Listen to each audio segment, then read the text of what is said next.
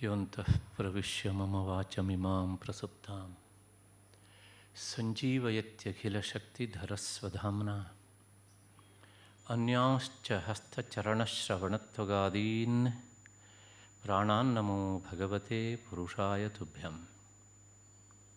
ಯಾ ವರ್ಣಪದವಾಕ್ಯಾರ್ಥಗದ್ಯಪದ್ಯಸ್ವರೂಪಿಣಿ ವಾಚಿ ನರ್ತಯತು ಕ್ಷಿಪ್ರಂ ಮೇಧಾಂ ದೇವಿ ಸರಸ್ವತಿ. ಶ್ರುತಿಸ್ಮೃತಿಪುರಾಣಾನಾಂ ಆಲಯಂ ಕರುಣಾಲಯಂ ನಮಾಮಿ ಭಗವತ್ಪಾದಂ ಶಂಕರಂ ಲೋಕಶಂಕರಂ. ಅಚತುರ್ವದನೋ ಬ್ರಹ್ಮ ದ್ವಿಬಾಹುರಪರೋ ಹರಿಃ ಅಫಾಲಲೋಚನಶಂಭುಃ ಭಗವಾನ್ ಬಾದರಾಯಣಃ. ತಪಸ್ವಾಧ್ಯಾಯನಿರತಂ ತಪಸ್ವಿ ವಾಗ್ವಿದಾಂ ವರಂ ನಾರದಂ ಪರಿಪಪ್ರಚ್ಛ ವಾಲ್ಮೀಕಿಃ ಮುನಿಪುಂಗವಂ. ಕಲ್ಯಾಣಾನಾಂ ನಿಧಾನಂ ಕಲಿಮಲಮಥನಂ ಪಾವನಂ ಪಾವನಾನಾಂ ಪಾಥೇಯಂ ಯನ್ಮುಮುಕ್ಷೋಃ ಸಪದಿ ಪರಪದಪ್ರಾಪ್ತಯೇ ಪ್ರಸ್ಥಿತಸ್ಯ ವಿಶ್ರಾಮಸ್ಥಾನಮೇಕಂ ಕವಿವರವಚಸಾಂ ಜೀವನಂ ಸಜ್ಜನಾನಾಂ ಬೀಜಂ ಧರ್ಮದ್ರುಮಸ್ಯ ಪ್ರಭವತು ಭವತಾಂ ಭೂತಯೇ ರಾಮನಾಮ. ಬೀಜಂ ಧರ್ಮದ್ರುಮಸ್ಯ ಪ್ರಭವತು ಭವತಾಂ ಭೂತಯೇ ರಾಮನಾಮ. ಯತ್ರ ಯತ್ರ ರಘುನಾಥಕೀರ್ತನಂ ತತ್ರ ತತ್ರ ಕೃತಮಸ್ತಕಾಂಜಲಿಂ ಬಾಷ್ಪವಾರಿ ಪರಿಪೂರ್ಣಲೋಚನಂ ಮಾರುತಿಂ ಪ್ರಣತರಾಕ್ಷಸಾಂತಕಂ.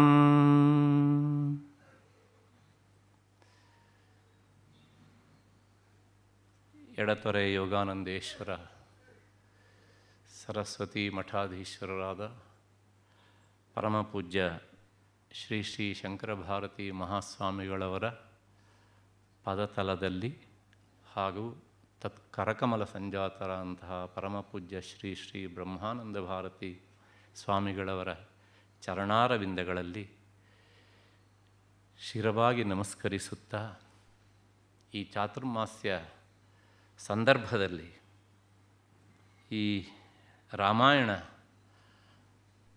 ಪಾತ್ರ ಪರಿಕ್ರಮವನ್ನು ಮಾಡಬೇಕು ಎನ್ನುವಂಥ ಒಂದು ವಿಷಯವನ್ನು ನನಗೆ ಸೂಚಿಸಿದಂತಹ ಪರಮಪೂಜ್ಯ ಶ್ರೀ ಶ್ರೀಗಳವರಿಗೆ ಅನಂತ ವಂದನೆಗಳನ್ನು ಸಲ್ಲಿಸಿ ಇವತ್ತಿನ ವಿಷಯಕ್ಕೆ ಮುಂದಾಗ್ತಾ ಇದ್ದೇನೆ. ಹಾಗೆ ಮುಂದಾಗುವುದಕ್ಕಿಂತ ಮುನ್ನ ಒಂದು ಸಂತಸದ ಸಂಗತಿಯನ್ನು ನಾನು ಹೇಳಲೇಬೇಕು. ಯಾಕೆಂದರೆ ಸಾಮಾನ್ಯವಾಗಿ ವಿದ್ವಾಂಸರು ಉಪನ್ಯಾಸ ಮಾಡುವಾಗ ಒಬ್ಬ ಶ್ರೀಗಳರಿರುವುದೇ ವಿರಳ. ಯಾಕೆಂದರೆ ಅವರಿದ್ದಾದಂಥ ಅನುಷ್ಠಾನ ಬೇರೆ ಬೇರೆ ಕರ್ತವ್ಯಗಳಿರ್ತವೆ. ಆದರೆ ಈ ಸಂದರ್ಭದಲ್ಲಿ ಇಬ್ಬರು ಶ್ರೀಗಳು ಸಹ ಇಲ್ಲಿ ಉಪಸ್ಥಿತಿಯರು ಇರುವಂಥದ್ದು ಅದು ನನ್ನ ಬದುಕಿನ ಅಹೋಭಾಗ್ಯಗಳಲ್ಲಿ ಒಂದು. ಅದಕ್ಕೋಸ್ಕರ ಇನ್ನೊಮ್ಮೆ ಅವರಿಬ್ಬರನ್ನೂ ಸಹ ಸಾಷ್ಟಾಂಗ ಪ್ರಣಾಮಗಳೊಂದಿಗೆ ನಾನು ನಮಸ್ಕರಿಸುತ್ತಾ ಇವತ್ತಿನ ವಿಷಯದ ಕಡೆಗೆ ಹೋಗ್ತಾ ಇದ್ದೇನೆ. ಮಿತ್ರರಂತಹ ಶ್ರೀಧರ ಹೆಗಡೆಯವರು ಹೇಳಿದರು, ರಾಮಾಯಣದ ಪಾತ್ರ ಪರಿಕ್ರಮ ಅಂತ. ಹೌದು, ವಿಷಯ ಅದೇನೇ. ಆದರೆ ಇವತ್ತು ಆ ಪಾತ್ರ ಪರಿಕ್ರಮಕ್ಕೆ ಪ್ರಾಯಶಃ ನಾವು ಹೋಗಲಾರೆವು. ಇಂದು ಮತ್ತು ನಾಳೆ ಈ 2 ದಿನಗಳ ಕಾಲ ಇಡೀ ರಾಮಾಯಣಕ್ಕೆ ಸಮಗ್ರವಾದಂಥ ಹಿನ್ನೆಲೆಯಲ್ಲಿ ಒಂದು ಪೀಠಿಕಾ ಭಾಗ ಇರಬೇಕು ಎನ್ನುವಂಥದ್ದು ಒಂದು ಅಪೇಕ್ಷೆ.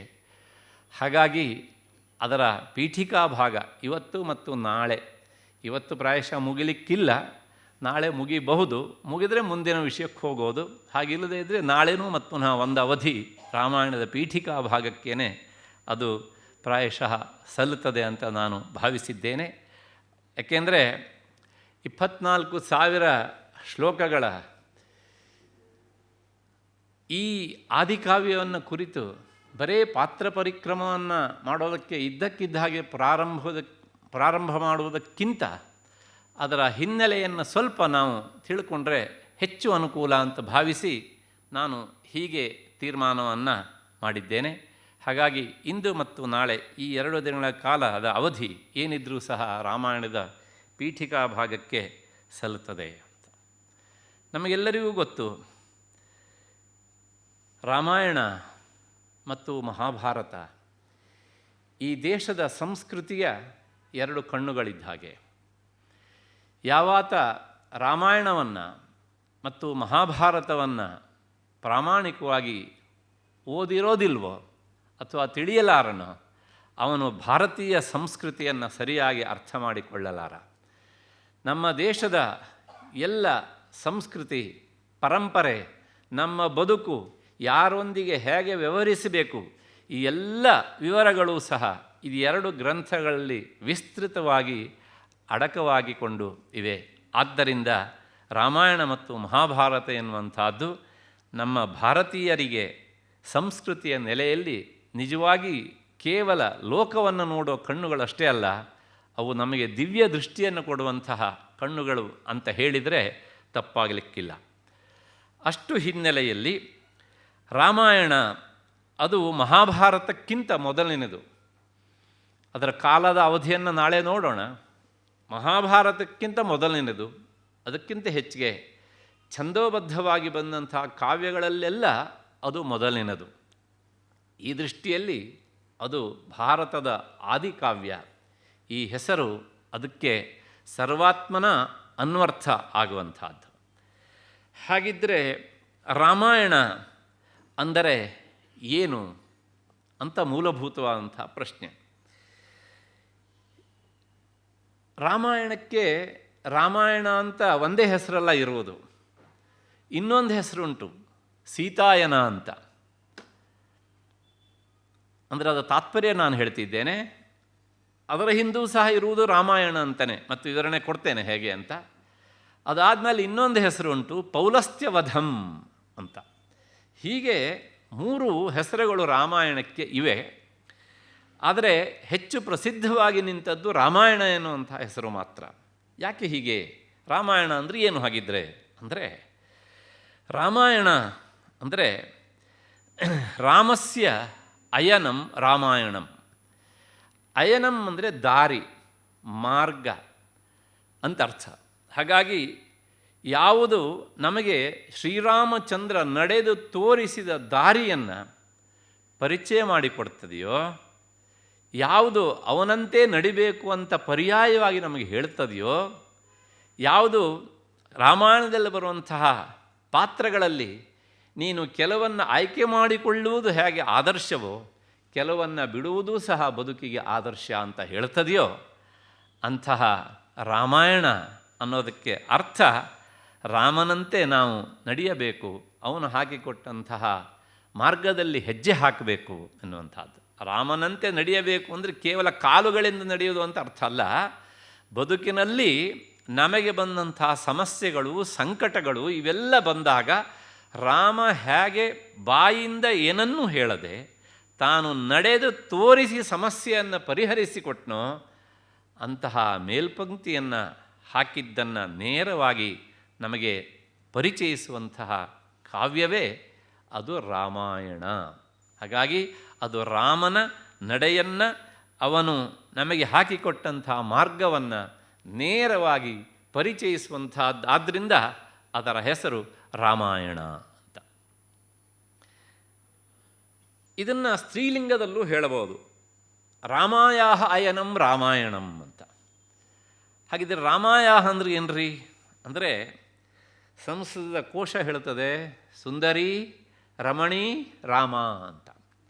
ಸಂಸ್ಕೃತದಲ್ಲಿ ರಾಮ ಅನ್ನೋದಕ್ಕೆ ಅರ್ಥ ಸ್ತ್ರೀಲಿಂಗದಲ್ಲಿ ಹೇಳಿದಾಗ ಸುಂದರಿ ಅಂತ ಅರ್ಥ. ಆ ಸುಂದರಿ ಯಾರು ಅಂತಂದರೆ, ರಾಮಾಯಣದಲ್ಲೇ ಅದರ ಮಹಿಮೆಯನ್ನು ಹೇಳುವಂಥ ಸಂದರ್ಭದಲ್ಲಿ ಬರುವಂಥ ಶ್ಲೋಕ ಸುಂದರೇ ಸುಂದರೀ ಸೀತಾ. ಯಾರು ಸುಂದರಿ ಅಂತಂದರೆ ಸೀತಾಮಾತೆಯೇ ಅತ್ಯಂತ ಸುಂದರಿಯಾದವಳು. ಆದ್ದರಿಂದ ರಾಮ ಅನ್ನೋದಕ್ಕೆ ಅರ್ಥ ಇಲ್ಲಿ ಸೀತಾಮಾತೆ ಅಂತ ಅರ್ಥ. ಆಕೆ ನಡೆದು ತೋರಿಸಿದಂತಹ ಮಾರ್ಗವನ್ನು ಪರಿಚಯಿಸುವಂತಹ ಗ್ರಂಥದ ಹೆಸರು ಅದು ರಾಮಾಯಣ. ಅಂದರೆ ಸ್ಪಷ್ಟವಾಗಿ ಅರ್ಥ ಆಗಬೇಕು ಅಂತಂದರೆ ಅದು ಸೀತಾಯನ ಅಂತ. ಇಲ್ಲಿ ಕೆಲವು ಜನ ಸೀತಾಯಣ ಅಂತ ನಕಾರವನ್ನು ಹೇಳುವಂಥವ್ರು ಇದ್ದಾರೆ. ಆದರೆ ಅದು ವ್ಯಾಕರಣಶಾಸ್ತ್ರ ದೃಷ್ಟಿಯಲ್ಲಿ ಅದು ಸಾಧು ಪ್ರಯೋಗ ಅಲ್ಲ. ಸೀತಾಯಣ ಅಂದರೆ ಟವರ್ಗದ ಪಂಚಮಾಕ್ಷರವನ್ನು ಹೇಳಬಾರದು, ತವರ್ಗದ ಪಂಚಮಾಕ್ಷರವನ್ನೇ ಹೇಳಬೇಕು ಸೀತಾಯನ. ಅದರ ರಾಮಾಯಣ ಅನ್ನುವಲ್ಲಿ ಮಾತ್ರ ನಕಾರವನ್ನೇ ಹೇಳಬೇಕು. ಅದು ವ್ಯಾಕರಣದ ನಿಯಮ. ಅಷ್ಟು ಹಿನ್ನೆಲೆಯಲ್ಲಿ ರಾಮಾಯಾ ಸುಂದರ್ಯಾ ಸೀತಾಯಾ ಅಯನಂ ಸೀತಾಯನಂ ಅಂತ ಇದು ಎರಡನೇ ಅರ್ಥ. ಇದು ಅಷ್ಟಾಗಿ ಪ್ರಸಿದ್ಧಿಗೆ ಬಂದಿಲ್ಲ ಅಥವಾ ಪ್ರಸಿದ್ಧಿಯಲ್ಲಿದೆ. ಯಾಕೆ ಅಂತಂದರೆ ನೀವು ರಾಮಾಯಣ ಅಂತ ಹೇಳಿದಾಗ ಅಲ್ಲಿ ರಾಮಾಯ ಅಯನಂ ಎನ್ನುವಂಥ ವಿಗ್ರಹದ ವಿವರಣೆಯೂ ಸಹ ಅಲ್ಲೇ ಸಹಜವಾಗಿ ಅಂತರ್ಗತವಾದದ್ರಿಂದ ರಾಮಾಯಣ ಎನ್ನುವಂಥ ಈ ಮೊದಲ ಹೆಸರಿನಲ್ಲಿಯೇ ಸೀತಾಯನ ಎನ್ನುವಂತಹ ಹೆಸರಿನ ಇನ್ನೊಂದು ಮೂಲಭೂತವಾದಂತಹ ನಾಮ ರಾಮಾಯಣ ಎನ್ನುವುದು ಸಹ ಅಂತರ್ಗತವಾಗಿ ಬಿಡ್ತದೆ. ಹಾಗಾಗಿ ಮತ್ತು ಪುನಃ ಪ್ರತ್ಯೇಕವಾಗಿ ಸೀತಾಯನ ಅಂತ ಹೇಳುವಂತಹದ್ದು ನಮಗೆ ಆಚರಣೆಯಲ್ಲಿ ಬಂದಿಲ್ಲ. ರಾಮಾಯಣ ಅಂತ ಹೇಳಿದಾಗ ರಾಮನ ಅಯನವೂ ಹೌದು, ಅದು ಸೀತಾಯಾ ಸುಂದರಿಯಾ ರಾಮಾಯ ಅಯನಂ ಅದು ಸಹ ಅರ್ಥ ಹೌದು. ಇನ್ನು ಇಷ್ಟಾದ ಮೇಲೆ ಮೂರನೇ ಹೆಸರು ಅದು ಪೌಲಸ್ತ್ಯವಧಂ ಅಂತ. ಪುಲಸ್ತ್ಯ ಬ್ರಹ್ಮನ ಮಗ ರಾವಣ. ರಾಮ ತನ್ನ ಅವತಾರದಲ್ಲಿ ಬೇಕಷ್ಟು ಜನರನ್ನು ಸಂಹರಿಸಿದ್ದಾನೆ. ಆದರೆ ವಿಶೇಷವಾಗಿ ರಾವಣನ ವಧೆಯೊಂದಿಗೆ ಶ್ರೀರಾಮಚಂದ್ರನ ಅವತಾರ ಪೂರ್ತಿಯಾಗ್ತದೆ. ಹಾಗಾಗಿ ರಾಮನ ಅವತಾರದ ಉದ್ದೇಶಗಳಲ್ಲಿ ರಾವಣನ ವಧೆ ಪ್ರಧಾನವಾದಂತಹದ್ದು. ಹಾಗಾಗಿ ಆ ಪುಲಸ್ತ್ಯ ಬ್ರಹ್ಮನಾದಂತಹ ರಾವಣನ ಹೆಸರು ಪೌಲಸ್ತ್ಯ ಅಂತ. ಅವನ ವಧೆಯನ್ನು ಸಾರುವಂತಹ ಹೇಳುವಂತಹ ಗ್ರಂಥದ ಹೆಸರು ಪೌಲಸ್ತ್ಯವಧಂ ಅಂತ. ಹಾಗಿದ್ದರೆ ನಾವು ನಾಳೆಯಿಂದ ರಾಮಾಯಣಕ್ಕೆ ಇದೇ ಹೆಸರನ್ನು ಹೇಳ್ಬೋದಾ ಅಂತ ನೀವು ಯಾರು ಕೇಳಬಹುದು. ಆದರೆ ಸಂಪ್ರದಾಯ ಇದಕ್ಕೆ ಅಷ್ಟು ಪ್ರಾಶಸ್ತ್ಯ ಕೊಡಲಿಲ್ಲ. ಯಾಕೆ ಅಂತಂದರೆ ಸಾಮಾನ್ಯವಾಗಿ ಈ ವಧ ಶಬ್ದದಲ್ಲಿ ಮುಕ್ತಾಯ ಆಗುವಂಥ ಹೆಸರನ್ನು ಪ್ರಾಚೀನರು ಅಷ್ಟಾಗಿ ಒಪ್ಪಿಕೊಳ್ಳುವುದಿಲ್ಲ. ಹಾಗಾಗಿ ಪೌಲಸ್ತ್ಯ ವಧಂ ಅಂತ ಹೇಳಿದಾಗ ಅಲ್ಲಿ ಆ ವಧೆಯನ್ನು ಸಾರುವುದು ಹೆಚ್ಚು ಮುಖ್ಯವಾಗ್ತದೆ ಅಷ್ಟೇ ಹೊರತನೂ ಸಹ ರಾಮನ ಇನ್ನುಳಿದಂಥ ನಡೆ ನುಡಿಗಳು ಚರಿತ್ರೆಗಳೆಲ್ಲ ಗೌಣವಾಗಿ ಬಿಡ್ತವೆ. ಅದು ಒಂದು. ಮತ್ತು ವಧ ಶಬ್ದದಿಂದ ಹೇಳಿದಾಗ ಅದು ಮಂಗಳಕರವಾದಂತಹ ನಾಮವೂ ಆಗುವುದಿಲ್ಲ. ಇದಕ್ಕೆ ಅಪವಾದ ಉಂಟು, ಶಿಶುಪಾಲ ವಧಂ ಅಂತ. ಅದಕ್ಕೋಸ್ಕರನೇ ಸಾಮಾನ್ಯವಾಗಿ ಪ್ರಾಜ್ಞರಾದವರು ಏನು ಮಾಡ್ತಾರೆ ಅಂದರೆ ಮಾಘಕಾವ್ಯ ಅಂತ ಹೇಳಿಬಿಡ್ತಾರೆ, ಸ್ವಲ್ಪ ತಲೆಯಲ್ಲಿ ಇರುವವರು, ಬುದ್ಧಿ ಇರುವವರಿಗೆ ಅಂತ. ಸಾಮಾನ್ಯ ಜನ ಶಿಶುಪಾಲ ವಧಂ ಅಂತ ಹೇಳ್ತಾರೆ. ಅದು ಅಪವಾದವಾದಂಥದ್ದು, ಅದೇ ನಮಗೆ ಸರ್ವಥಾ ಗ್ರಾಹ್ಯ ಅಲ್ಲ. ಅಷ್ಟು ಹಿನ್ನೆಲೆಯಲ್ಲಿ ರಾಮಾಯಣ ಮತ್ತು ರಾಮಾಯ ಅಯನಂ ರಾಮಾಯಣಂ, ಅದಾದಮೇಲೆ ಪೌಲಸ್ತ್ಯವಧಂ. ಹಾಗಾಗಿ ಈ ಮೂರನೇ ಹೆಸರು ಅಷ್ಟಾಗಿ ಆಚರಣೆಯಲ್ಲೇ ಇಲ್ಲ. ಹಾಗಾಗಿ ನಾವು ಇದನ್ನು ಹೇಳ್ಬೋದಾ ಅಂತಂದರೆ ಸಂಸ್ಕಾರವಂತರು ಬುದ್ಧಿಜೀವಿಗಳು ಅಂದರೆ ಸಂಸ್ಕಾರವಂತರಾದವರು ಅದ್ರ ಬಗ್ಗೆ ಅಷ್ಟು ಗಮನ ಕೊಡೋದು ಬೇಡ. ನಮ್ಮಲ್ಲಿ ಬುದ್ಧಿಜೀವಿಗಳು ಅಂತ ಎಡಚರರು ಇದ್ದಾರಲ್ಲ, ಅಂಥವರಿಗೆ ಇದು ಹೆಚ್ಚು ಇಷ್ಟ ಆಗತ್ತೆ. ಅವರು ಬೇಕಾದ್ರೆ ಹೇಳ್ಕೊಂಡು ಹೋಗಲಿ, ಬಿಟ್ಬಿಡೋಣ. ಯಾಕೆಂದರೆ ಒಂದನ್ನು ನಾವು ಈ ಸಂದರ್ಭದಲ್ಲಿ ನೆನಪಿಸ್ಕೊಳ್ಬೇಕು. ರಾಮಾಯಣದ ಪರವಾಗಿ ನಿಲ್ಲುವಂಥ ಜನರು ಎಷ್ಟಿದ್ದಾರೋ ಅದನ್ನು ವಿರೋಧಿಸುವ ಒಂದು ಪರಂಪರೆಯೂ ಸಹ ವಾಲಿಯ ಭಕ್ತರು, ರಾವಣನ ಭಕ್ತರು, ಇಂಥವರ ಸಂಖ್ಯೆಯೂ ಸಹ ಬೇಕಷ್ಟುಂಟು. ಇತ್ತೀಚಿನ ದಿನಗಳಲ್ಲಿ ಅವರ ಸಂಖ್ಯೆ ಹೆಚ್ಚು ಆಗ್ತಾ ಉಂಟು. ಹಾಗಾಗಿ ಹೀಗೆ ಹೇಳುವಂತಿದ್ದರೆ ಅದನ್ನು ಅವರಿಗೆ ಬಿಟ್ಬಿಡೋಣ. ಅದರ ಜೊತೆಗೆ ನಾವು ನಮ್ಮ ಪರಂಪರೆ ಏನು ಹೇಳ್ಕೊಂಡು ಬಂದಿದೆಯೋ ಆ ರಾಮಾಯಣಂ ಎನ್ನುವಂತಹ ಶಬ್ದವನ್ನೇ ಹೇಳಿಕೊಂಡು ನಮ್ಮ ಬಾಯಿಂದ ಮಂಗಳಕರವಾದಂತಹ ಶಬ್ದವನ್ನು ಉಚ್ಚರಿಸೋಣ. ಅಷ್ಟು ಹಿನ್ನೆಲೆಯಲ್ಲಿ ಈ ಎಲ್ಲ ಹೆಸರುಗಳು ನಮಗೆ ಗೊತ್ತಾದವು. ಈಗ ಪ್ರಶ್ನೆ ಈಗ ಇನ್ನೊಂದು ಹೇಳುತ್ತೆ, ಈ ಎಲ್ಲ ಹೆಸರುಗಳನ್ನು ತಿಳ್ಕೊಂಡಿದ್ದರಿಂದ ರಾಮಾಯಣದಿಂದ ನಮಗೇನ್ರಿ ಸಿಕ್ತು? ಇದಕ್ಕೆ 3 ಹೆಸರು ಇದೆ ಅಂತ ಗೊತ್ತಾಯಿತು. ವ್ಯಕ್ತಿಗತವಾಗಿ ನನಗೇನು ಲಾಭ ಆಯಿತು? ಸಾಮಾನ್ಯವಾಗಿ ಎಲ್ಲರೂ ಸಹ ಒಂದು ಗ್ರಂಥವನ್ನು ಓದುವಾಗ, ಅದನ್ನು ಪಾರಾಯಣ ಮಾಡುವಾಗ ಇದರಿಂದ ನನಗೇನು ಸಿಗ್ತದೆ ಪ್ರಯೋಜನ ಅಂತ ನಿರೀಕ್ಷಣೆ ಮಾಡ್ತಾರೆ. ನಾವು ಸಾಮಾನ್ಯ ಎಲ್ಲ ಕಾರ್ಯಕ್ರಮಗಳಲ್ಲೂ ನೋಡ್ತೇವೆ, ಅದಕ್ಕೊಂದು ಫಲಶ್ರುತಿ ಅನ್ನೋದು ಇರ್ತದೆ. ಈ ಗ್ರಂಥವನ್ನು ಓದಿದರೆ ಅಂಥ ಫಲ ಆಗ್ತದೆ, ಇಂಥ ಫಲ ಆಗ್ತದೆ, ಹೀಗೆ ಅಂತ. ನಾವು ಸಾಮಾನ್ಯ ಮೊದಲಿಂದನೂ ಸಹ ಫಲದ ಕಡೆಗೆ ಗಮನ ಹರಿಸಿದೇ ಕೇವಲ ಶ್ರದ್ಧಾಭಕ್ತಿಯಿಂದ ಪಾರಾಯಣ ಮಾಡಬೇಕು, ಓದಬೇಕು ಅಂತ ಎಷ್ಟೇ ಹೇಳ್ತಾ ಬಂದಿದ್ದರೂ ಸಹ ಶ್ರೀಗಳವರು ಪದೇ ಪದೇ ಹೇಳ್ತಾರೆ ಹೇಗೆ ಅಂತ. ಆದ್ರೂ ಸಹ ಇದರಿಂದ ನನಗೇನು ಪ್ರಯೋಜನ ಅಂತ ಜನರು ಸಾಮಾನ್ಯವಾಗಿ ಕೇಳ್ತಾರೆ. ತಪ್ಪಲ್ಲ, ಯಾಕೆಂದರೆ ನಾವೆಲ್ಲ ಹೇಳಿ ಕೇಳಿ ಸಂಸಾರಿಗಳು ತಮಗಿರುವಂತಹ ಸಮಸ್ಯೆಯ ಪರಿಹಾರಕ್ಕೋಸ್ಕರ ಇಂಥ ಋಷಿಗಳಿಂದ ಮಹಾತ್ಮರಿಂದ ರಚಿತವಾದಂಥ ಗ್ರಂಥವನ್ನು ಆಶ್ರಯಿಸುವಾಗ ಏನು ಪ್ರಯೋಜನ ಸಿಗ್ತದೆ ಅಂತ ತಿಳ್ಕೊಂಡು ಅದರಲ್ಲಿ ಪ್ರವೃತ್ತರಾದರೆ ಅದೂ ಸಹ ಸಂತೋಷವಾದದ್ದೇ. ಅಷ್ಟು ಹಿನ್ನೆಲೆಯಲ್ಲಿ ಆದರೂ ಸಾಮಾನ್ಯ ಜನರಿಗೆ ವಿವೇಕಿ ಆದವರನ್ನು ಕಾಡುವಂಥದ್ದು ಇಷ್ಟು ತಿಳ್ಕೊಂಡಿದ್ರೆ ಏನಾದಂಗಾಯಿತು, ಏನೂ ಆಗಲಿಲ್ಲ. ಹಾಗಾಗಿ ನನಗೆ ವ್ಯಕ್ತಿಗತವಾಗಿ ರಾಮಾಯಣದಿಂದ ಏನು ಸಿಗ್ತದೆ ಅಂತ ಒಂದು ಪ್ರಶ್ನೆ. ಒಂದು ಮಾತನ್ನು ಹೇಳಿಬಿಡ್ತೇನೆ. ರಾಮಾಯಣದ ಮೊದಲ ಕಾಂಡದ, ಬಾಲಕಾಂಡದ ಅಂತ ಅರ್ಥ, ಮೊದಲ ಅಧ್ಯಾಯದ ಕೊನೆಯಲ್ಲಿಯೇ ಇದಕ್ಕೊಂದು ಫಲಶ್ರುತಿಯನ್ನು ಹೇಳಿದ್ದಾರೆ ವಾಲ್ಮೀಕಿ ಮುನಿಗಳು. ಇದನ್ನು ಶ್ರದ್ಧೆಯಿಂದ ಓದುವಂತಹ ವಿಪ್ರ ಸಮುದಾಯಕ್ಕೆ ಏನು ಫಲ, ಅವನಿಗೆ ವಾಗ್ಋಷಭ ಅಂತ ಒಂದು ಶಬ್ದ ಪ್ರಯೋಗ ಮಾಡಿದ್ದಾರೆ. ಅಂದರೆ ಉತ್ತಮವಾದಂಥ ವಾಗ್ಮಿ ಆಗ್ತಾನೆ, ಅಂದರೆ ಅವನಲ್ಲಿ ಪಾಂಡಿತ್ಯ ನೆಲೆಸ್ತದೆ, ಸರಸ್ವತಿ ಅವನ ನಾಲಿಗೆಯಲ್ಲಿ ನರ್ತನ ಮಾಡ್ತಾಳೆ, ಇತ್ಯಾದಿ ಎಲ್ಲ ಅರ್ಥವನ್ನು ವ್ಯಾಖ್ಯಾನಕಾರರು ಬರೀತಾರೆ ಅದಕ್ಕೆ. ಅದಾದಮೇಲೆ ಅವನು ಕ್ಷತ್ರಿಯನಾಗಿದ್ದ ಪಕ್ಷದಲ್ಲಿ ಅವನಿಗೆ ಇಹಜನ್ಮನಿ ಸಂಪತ್ತಿನ ಕೊರತೆ ಆಗುವುದಿಲ್ಲ, ಎಲ್ಲ ಕಡೆಯೂ ಸಹ ವಿಜಯ ಆಗ್ತಾನೆ ಅವನು ಅಂತ. ನೋಡಿ, ರಾಮಾಯಣಕ್ಕೆ ಹೇಳಿದಂಥ ಫಲಗಳು ಇವು. ಅದರ ಜೊತೆಗೆ ವೈಶ್ಯನಾಗಿದ್ದ ಪಕ್ಷದಲ್ಲಿ ಅವನಿಗೂ ಸಹ ಅವನಿಗೆ ವಿಜಯ ರೂಪವಾದ ಸಂಪತ್ತು, ಕ್ಷತ್ರಿಯನಿಗಾದರೆ ಇವನಿಗೆ ನೇರವಾದ ಲಕ್ಷ್ಮೀ ರೂಪವಾದಂಥ ಸಂಪತ್ತು ಎಂದೂ ಸಹ ಕರಗದೇ ಇರುವಷ್ಟು ಅವನಿಗೆ ಸಿಗ್ತದೆ ಅಂತ. ಅದರ ಜೊತೆಗೆ ಅಕಸ್ಮಾತ್ತಾಗಿ ಅವನು ಆ ಅಂತ್ಯಜನಾಗಿದ್ದ ಪಕ್ಷದಲ್ಲಿ ಅವನಿಗೆ ಮಹತ್ವಂ ಇಯಾತ್ ಅಂತ ಶಬ್ದ, ಅವನು ಅತ್ಯಂತ ಮಹತ್ವವಾದಂಥದ್ದನ್ನು ಪಡೆದುಕೊಳ್ತಾನೆ ಅಂತ. ಅಂದರೆ ಇದಕ್ಕೆ ವ್ಯಾಖ್ಯಾನಕಾರರು ಒಂದು ಶಬ್ದವನ್ನು ಬರೀತಾರೆ ಅಲ್ಲಿ. ಅಕಸ್ಮಾತ್ತಾಗಿ ಅವನಿಗೇನಾದರೂ ತನ್ನ ಮನಸ್ಸಿನಲ್ಲಿ ನನಗೆ ಮೊದಲಿನ ಈ 3 ವರ್ಗದವರಿಗಿರುವಷ್ಟು ಅಧ್ಯಯನ ಮತ್ತು ಪಾರಾಯಣ, ಅನುಷ್ಠಾನ, ಜಪತಪಾದಿಗಳನ್ನು ಮಾಡಲಿಕ್ಕೆ ಅವಕಾಶ ಇಲ್ಲ ಅಂತ ಏನಾದರೂ ಅವನಿಗೆ ಕೊರಗಿದ್ದು ಅಂಥವನು ರಾಮಾಯಣವನ್ನು ಅಕಸ್ಮಾತ್ತಾಗಿ ಓದಲಿಕ್ಕೆ ಆಗದೇ ಇದ್ದ ಪಕ್ಷದಲ್ಲಿ ಇನ್ನೊಬ್ಬರಿಂದ ಕೇಳಿಸಿಕೊಂಡರೂ ಸಹ ಅವನಿಗೆ ಮುಂದಿನ ಜನ್ಮದಲ್ಲಿ ಅತ್ಯಂತ ಶ್ರೇಷ್ಠವಾದ ಜನ್ಮ ಎನ್ನುವಂಥದ್ದನ್ನು ಮೊದಲ ಸರ್ಗದ ಕೊನೆಯಲ್ಲಿ ಫಲಶ್ರುತಿಯಾಗಿ ಬರೆದಿದ್ದಾರೆ. ಇದು ಸಾಮಾನ್ಯರಿಗೆ ಹೇಳಿದ್ದು. ಇನ್ನೊಬ್ಬ ಅತ್ಯಂತ ಶ್ರದ್ಧಾಭಕ್ತಿಯಿಂದ ರಾಮಾಯಣವನ್ನು ನಿರಂತರ ಒಂದು ಆರಾಧನಾ ಗ್ರಂಥವನ್ನಾಗಿ ಸ್ವೀಕರಿಸಿ ಆತ ಪಾರಾಯಣ ಮಾಡ್ತಾಯಿದ್ರೆ, ಅಧ್ಯಯನ ಮಾಡ್ತಾಯಿದ್ರೆ ಅವನಿಗೆ ಏನು ಲಾಭ ಆಗ್ತದೆ ಎನ್ನುವಂಥದ್ದು ಒಂದು ಪ್ರಶ್ನೆ ನಮ್ಮನ್ನು ಕಾಡ್ತದೆ. ಪ್ರಶ್ನೆ, ರಾಮಾಯಣ ಓದಿದ್ರಿಂದ ನನಗೇನ್ರಿ ಸಿಗ್ತದೆ ಅಂತ. ಅದಕ್ಕೆ ಒಂದು ವಿವರಣೆಯನ್ನು ನಮ್ಮ ಪ್ರಾಚೀನ ಹೇಳ್ತಾರೆ. ರಾಮ ಅಯ್ಯತೆ ಪ್ರಾಪ್ಯತೆ ಅನೇನ ಇತಿ. ಅನೇನ ಅಂದರೆ ಈ ರಾಮಾಯಣದ ಅಧ್ಯಯನದಿಂದ, ರಾಮಾಯಣದಲ್ಲಿ ಪ್ರತಿಪಾದ್ಯನಂತಹ ಶ್ರೀರಾಮಚಂದ್ರನ ಆರಾಧನೆಯಿಂದ ಅಯ್ಯತೆ ರಾಮ ಪ್ರಾಪ್ಯತೆ, ರಾಮ ಅವರ ಭಾಗಕ್ಕೆ ಒಲಿದು ಬರ್ತಾನೆ, ಅವನ ಅನುಗ್ರಹ ಸಂಪೂರ್ಣವಾಗಿ ಅವನಿಗೆ ಸಿಗ್ತದೆ.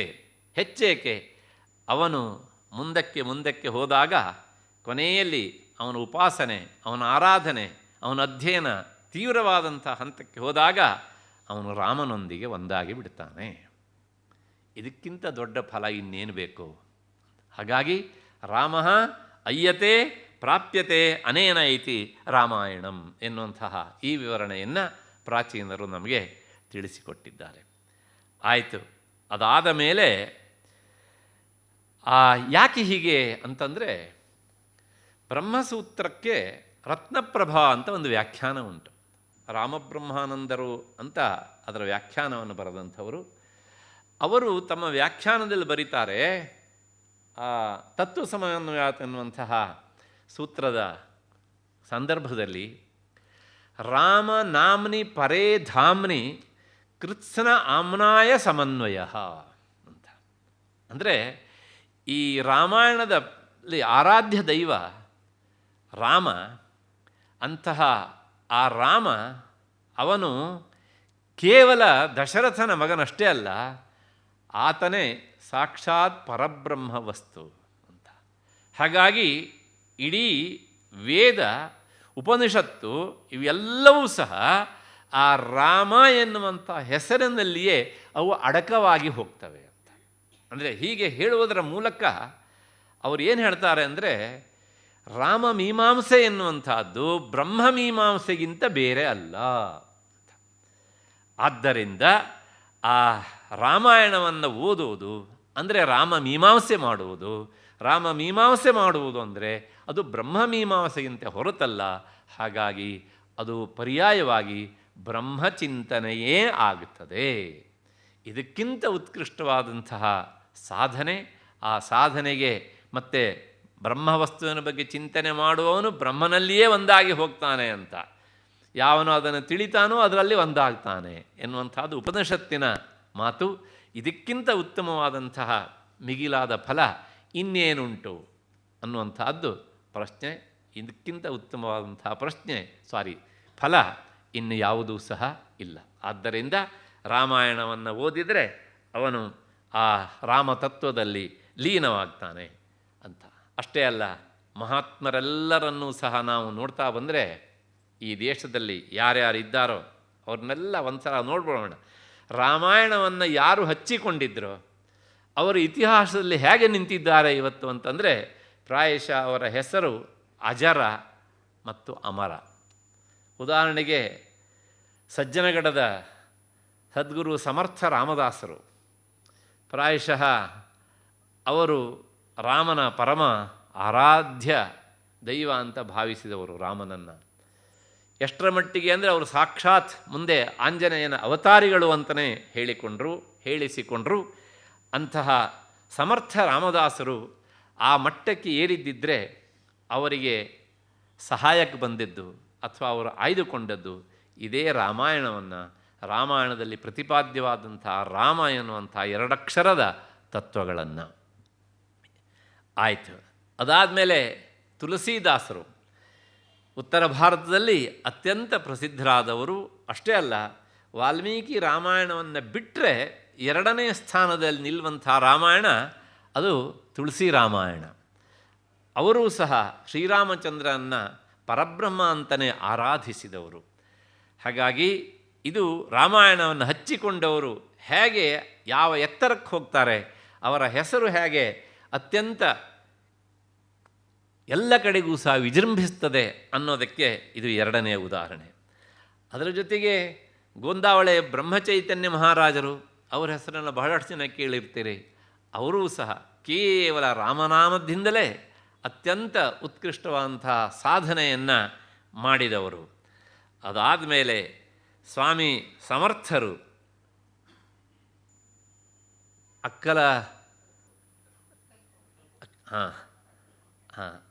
ಅಕ್ಕಲಕೋಟೆ ಅಂತ, ಅವರೂ ಸಹ ಅವಧೂತರಾಗಿ ಹೋದರು, ಕೇವಲ ರಾಮಧ್ಯಾನದಲ್ಲಿಯೇ ಮುಳುಗಿ. ಇನ್ನೂ ಹೆಚ್ಚಾಗಿ ಹೇಳಬೇಕು ಅಂದರೆ, ನಮ್ಮ ಎಡತರೆ ಯೋಗಾನಂದೇಶ್ವರ ಸರಸ್ವತಿ ಮಠದ ಯತಿವರೇಣ್ಯರಲ್ಲಿ ಪ್ರಥಮ ಗಣಿತರಾದಂತಹ ಪೂಜ್ಯ ಶ್ರೀ ಶ್ರೀ ಬ್ರಹ್ಮಾನಂದ ಭಾರತಿ ಸ್ವಾಮಿಗಳು, ರಾಮಬ್ರಹ್ಮಾನಂದರು ಅವರು ರಾಮನನ್ನು ಅಷ್ಟಾಗಿ ಆರಾಧಿಸಿದ್ದರಿಂದಲೇ ಇವತ್ತು ಪ್ರಾಯಶಃ ಮಠದಲ್ಲಿ ಚತುರ್ಭುಜ ರಾಮ ಆರಾಧನೆಗೊಳ್ತಾ ಇದ್ದಾನೆ. ಹಾಗಾಗಿ ಇದನ್ನೆಲ್ಲ ನೋಡಿದಾಗ ಏನಾಗುತ್ತೆ ಅಂದರೆ, ಯಾರು ರಾಮಾಯಣವನ್ನು ಹೆಚ್ಚೆಚ್ಚಾಗಿ ಹಚ್ಚಿಕೊಳ್ತಾರೋ ಅವರು ಇತಿಹಾಸದಲ್ಲಿ ಬೇರೆಯವರಿಗೆ ಅಧ್ಯಾತ್ಮದ ನೆಲೆಯಲ್ಲಿ ಮಾರ್ಗದರ್ಶನ ಮಾಡುವಂತಹ ಯೋಗಿಗಳು, ಸಮರ್ಥರು, ಅವಧೂತರು ಆಗ್ತಾರೆ ಅನ್ನುವ ವಿಷಯದಲ್ಲಿ ಮತ್ತೆ ಪುನಃ ಸಂಶಯ ಇಲ್ಲ. ಇದರ ಜೊತೆಗೆ ಇದೆಲ್ಲ ನಮ್ಮ ದೇಶದವರಿದ್ದಾಯಿತು. ವಿದೇಶದಲ್ಲಿ ಹೇಗಿತ್ತು ಅಂತಂದರೆ ನಾನೊಂದು ಉದಾಹರಣೆ ಹೇಳಬೇಕು ಅದಕ್ಕೆ.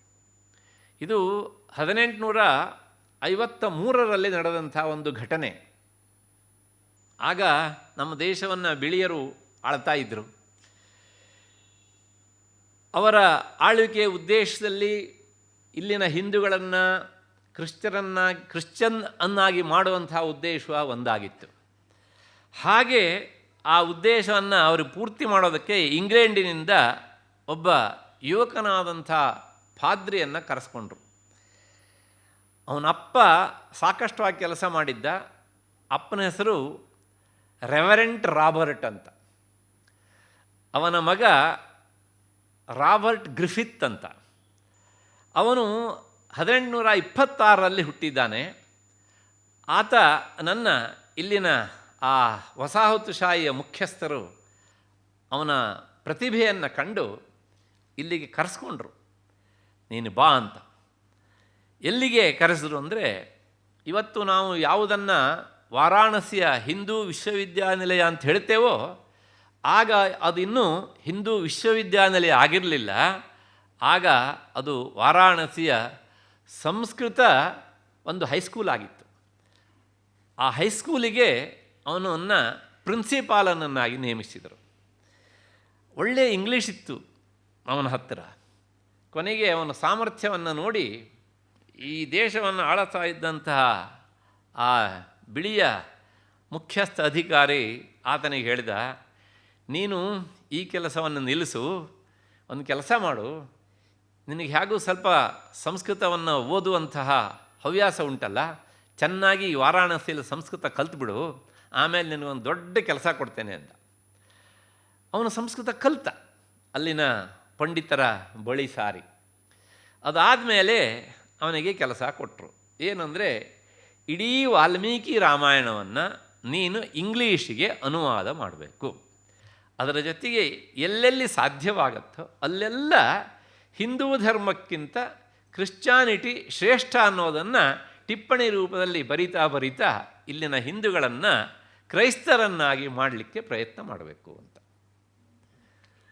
ಓಂ ಅಂತ ಒಪ್ಪಿಕೊಂಡಾತ. ತುಂಬ ಸಲ ರಾಮಾಯಣವನ್ನು ಓದಿದ. ರಾಮಾಯಣವನ್ನು ಓದುತ್ತಾ ಏನಾಯಿತು ಅಂದರೆ, ಅವನ ಉದ್ದೇಶ ದುರುದ್ದೇಶದಿಂದ ಕೂಡಿತ್ತು. ಇಂಗ್ಲೀಷಿಗೆ ಮಾಡಿ ಇಲ್ಲಿನ ಹಿಂದೂಗಳನ್ನು ತಾನು ಕ್ರೈಸ್ತರನ್ನಾಗಿ ಬದಲಾವಣೆ ಮಾಡಬೇಕು ಅಂತ. ಆದರೆ ಓದುತ್ತಾ ಹೋದಾಗ ದುರುದ್ದೇಶದಿಂದ ಕೂಡಿದಂಥ ಅವನ ಮನಸ್ಸಿನಲ್ಲಿ ಒಂದು ಸದುದ್ದೇಶದ ಬೀಜಾವಾಪ ಆಯಿತು. ಏನಾಯಿತು? ಈ ಗ್ರಂಥದ ಸೊಗಸು ಎಷ್ಟು ಚಂದ ಇದೆ, ಎಂತಹ ತತ್ವವನ್ನು ಪ್ರತಿಪಾದನೆ ಮಾಡಿದ್ದಾರೆ, ಸಾಂಸಾರಿಕವಾದಂಥ ಜೀವನವನ್ನು ಹೇಗೆ ನಡೆಸಬೇಕು ಇತ್ಯಾದಿ ಎಲ್ಲ, ಇದಕ್ಕಿಂತ ನಾನು ಬೇರೆ ಕಡೆಗೆ ಸುಂದರವಾಗಿ ಇನ್ನೆಲ್ಲೂ ಕಾಣಲಾರೆ ಅಂತ ಅಂದ್ಕೊಂಡಂತಹ ಹಾಗೆ ವಿಚಾರ ಮಾಡ್ತಾ ರಾಮಾಯಣವನ್ನು ಅನುವಾದ ಮಾಡ್ತಾ ಆತ ಕೊನೆಯ ಹಂತಕ್ಕೆ ಬಂದ. ರಾಮಾಯಣವನ್ನು ಅನುವಾದವನ್ನು ಮಾಡಿದ. 2 ಸಲ ಅದು ಇಂಗ್ಲೀಷ್ನಲ್ಲಿ ಮುದ್ರಣ ಆಗಿದೆ. ಸ್ವಾರಸ್ಯ ಅಂದರೆ, ಆದರೆ ಏನಾಯಿತು ಕೇಳಿದರೆ, ಹಾಗೆ ಅನುವಾದಕ್ಕೆ ಮುಂದಾದಂತಹ ಅವನಿಗೆ ರಾಮಾಯಣವನ್ನು ಬಿಟ್ಟು ಇರುವುದಕ್ಕೆ ಸಾಧ್ಯವೇ ಆಗಲಿಲ್ಲ. ಹಾಗಾಗಿ ಮತದ ನೆಲೆಯಲ್ಲಿ ಅವನು ಹಿಂದೂ ಆಗಲಿಲ್ಲ, ಆದರೆ ಮಾನಸಿಕವಾಗಿ ಪೂರ್ತಿಯಾಗಿ ಆತ ಹಿಂದುವೇ ಆಗಿಬಿಟ್ಟ. ರಾಮಾಯಣಕ್ಕೆ ತನ್ನನ್ನು ತಾನು ಮಾರಿಕೊಂಡ. ಕೊನೆಗೆ ಆ ಮುಖ್ಯಸ್ಥನಿಗೆ ಹೇಳಿದ, ನನ್ನನ್ನು ಈ ಕೆಲಸಕ್ಕೆ ನೀವು ತೊಡಗಿಸಿ ನನಗೆ ಉಪಕಾರ ಮಾಡಿದ್ರಿ, ಮತ್ತೆ ನಾನು ನಿಮ್ಮನ್ನು ಬಂದು ಸಾಧ್ಯ ಆದರೂ ನೋಡ್ತೇನೆ ಅಂತ ಹೇಳಿ ನೇರವಾಗಿ ಸಮುದ್ರ ಮಟ್ಟಕ್ಕಿಂತ 7,000 ಎತ್ತರದಲ್ಲಿರುವಂಥ ನೀಲಗಿರಿ ಪರ್ವತ ಶ್ರೇಣಿಗೆ ಹೋಗಿ ರಾಮಧ್ಯಾನದಲ್ಲಿ ಲೀನನಾಗಿ ಆತ ಈ ದೇಶದ ಮಣ್ಣಿನಲ್ಲಿ ಮಣ್ಣಾಗಿ ಹೋದ. ಮತ್ತೆ ತನ್ನ ತಾಯ್ನಾಡಂಥ ಇಂಗ್ಲೆಂಡಿಗೆ ಮುಖನೇ ಹಾಕಲಿಲ್ಲ ಆತ.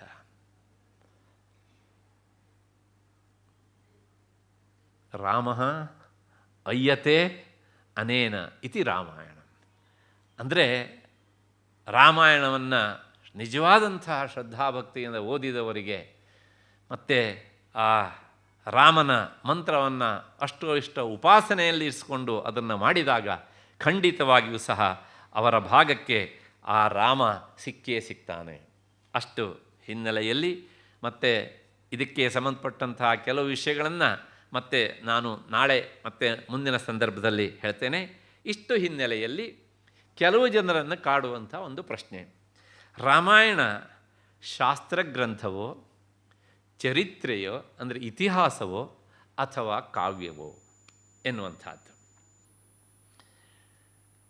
ಯಾಕೆಂದರೆ ಕೆಲವು ಜನ ಅದು ಚರಿತ್ರೆ ಅಂತ ಹೇಳುವವರು ಸಹ ಇದ್ದಾರೆ. ಇರಲಿ, ನೋಡೋಣ ನಾವು. ಆದರೆ ಒಟ್ಟು ರಾಮಾಯಣವನ್ನು ನೋಡಿದಾಗ ನಮಗೆ ಅನ್ನಿಸುವಂಥದ್ದು ಏನು ಅಂದರೆ, ರಾಮಾಯಣ ಅದು ಶಾಸ್ತ್ರವಲ್ಲ. ಶಾಸ್ತ್ರವಲ್ಲ ಅಂದರೆ ನಮ್ಮಲ್ಲಿ ಪ್ರಸಿದ್ಧವಾಗಿ ಷಡ್ದರ್ಶನಗಳು ಎನ್ನುವಂತಹ ಗ್ರಂಥಗಳಿವೆ. ಅಂದರೆ ನ್ಯಾಯ, ವೈಶೇಷಿಕ, ಸಾಂಖ್ಯ, ಯೋಗ ಮತ್ತು ಪೂರ್ವಮೀಮಾಂಸಾ, ಉತ್ತರ ಮೀಮಾಂಸಾ, ಇವು ಹೆಚ್ಚು ಪ್ರಸಿದ್ಧವಾಗಿ ಇರುವಂಥವು. ಅದರ ಜೊತೆಗೆ ಮತ್ತು ನಾಸ್ತಿಕ ದರ್ಶನಗಳು ಸಹ ಇವೆ. ಹೀಗೆ ಈ ಪ್ರಸಿದ್ಧವಾದಂತಹ ಷಡ್ದರ್ಶನಗಳ ಗುಂಪಿನಲ್ಲಿ ನಿಂತು ರಾಮಾಯಣ ಶಾಸ್ತ್ರಗ್ರಂಥ ಅಂತ ಕರೆಸಿಕೊಂಡದ್ದಕ್ಕೆ ದಾಖಲಿಲ್ಲ. ಆದ್ದರಿಂದ ರಾಮಾಯಣ ನೇರವಾಗಿ ಅದು ಶಾಸ್ತ್ರಗ್ರಂಥ ಅಂತ ಹೇಳುವ ಹಾಗಿಲ್ಲ. ಇಷ್ಟಕ್ಕೆ ಮುಗಿಲಿಲ್ಲ, ಇಲ್ಲಿ ನಿಂತ್ಕೊಳ್ಳೋಣ. ಹಾಗಿದ್ದರೆ ರಾಮಾಯಣ ಚರಿತ್ರೆಯೋ ಅಂತಂದರೆ ಅದು ಪೂರ್ತಿ ಚರಿತ್ರೆಯೂ ಅಲ್ಲ.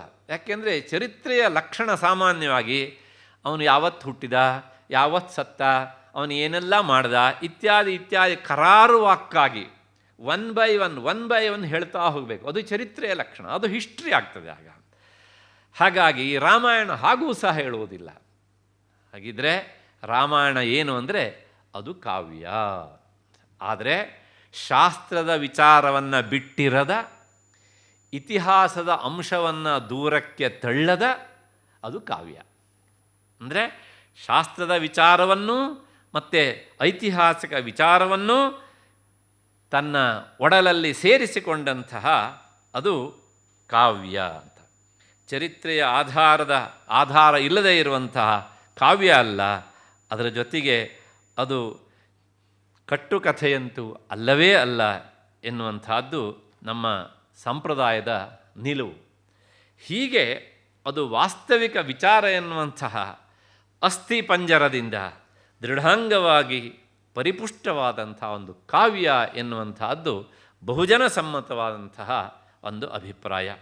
ಇಂತಹ ಕಾವ್ಯಕ್ಕೆ ಬೇಕಾದುದು ಚರಿತ್ರೆಯಂತೆ ಬಹಿರಂಗವಾದ ಪ್ರಮಾಣ ಅಲ್ಲ, ಅಥವಾ ಶಾಸ್ತ್ರದಂತೆ ಕೇವಲ ಬುದ್ಧಿಯ ತೀಕ್ಷ್ಣತೆಯೂ ಅಲ್ಲ ಅಂತ. ಅಂದರೆ ರಾಮಾಯಣದ ಕಾರ್ಯಕ್ಷೇತ್ರ ಅದು ಕೇವಲ ಬುದ್ಧಿಯಲ್ಲ. ಹಾಗಿದ್ರೆ ಯಾವುದು ಅಂದರೆ ಅದರ ಕಾರ್ಯಕ್ಷೇತ್ರ ಹೃದಯ, ಅಂತರಂಗ ಎನ್ನುವಂಥದ್ದು. ಯಾಕೆ ಈ ಮಾತನ್ನು ಹೇಳ್ತೇನೆ ಅಂದರೆ, ಕಾವ್ಯ ಎನ್ನುವಂಥದ್ದು ಅದು ಕೇವಲ ಬುದ್ಧಿಯ ತೀಕ್ಷ್ಣತೆಯಿಂದಷ್ಟೇ ನಮಗೆ ಸಿಕ್ಕುವಂಥದ್ದಲ್ಲ, ಅಥವಾ ಅದನ್ನು ನಾವು ಪೂರ್ತಿಯಾಗಿ ಆರಾಧನೆ ಮಾಡೋದಕ್ಕೂ ಆಗೋದಿಲ್ಲ. ಯಾಕೆ ಈ ಮಾತನ್ನು ಹೇಳ್ತೇನೆ ಅಂದರೆ, ಅದು ಹೃದಯಕ್ಕೆ ಹತ್ತಿರವಾಗಬೇಕು, ಭಾವಕ್ಕೆ ಹತ್ತಿರವಾಗಬೇಕು. ಆಗ ಮಾತ್ರ ಆ ಕಾವ್ಯ ಎನ್ನುವಂಥ ಹೆಸರು ಸಾರ್ಥಕವಾಗ್ತದೆ. ನೀವು ಪ್ರಾಯಶಃ ಇಲ್ಲಿ ಕುಳಿತವರು ಕೇಳಿರಬಹುದು, ಮದ್ರಾಸಿನಲ್ಲಿ ಒಬ್ಬರು ಇದ್ದರು, ಪ್ರಸಿದ್ಧವಾದಂಥ ಲಾಯರ್. ಅವರ ಹೆಸರು ರೈಟ್ ಆನರೇಬಲ್ ಶ್ರೀನಿವಾಸ ಶಾಸ್ತ್ರಿಗಳು ಅಂತ. ಅವರು ರಾಮಾಯಣದ ಬಗ್ಗೆ ಕೆಲವು ಕೃತಿಗಳನ್ನು ಸಹ ರಚಿಸಿದ್ದಾರೆ. ಅವರು ಒಂದು ಮಾತನ್ನು ಹೇಳ್ತಾರೆ, ನಾನು ರಾಮಾಯಣದ ಎಷ್ಟೋ ಭಾಗಗಳನ್ನು ಕಣ್ಣೀರು ಸುರಿಸದೆ ಓದಲಾರೆ ಅಂತ. ನನ್ನ ವಿದ್ಯಾರ್ಥಿಯೊಂದಲ್ಲಿ ನಾನು ಇದನ್ನು ಓದಿದಾಗ ಇದನ್ನು ಓದ್ತಾ ನಾನೇ ನಕ್ಕಿಬಿಟ್ಟಿದ್ದೆ.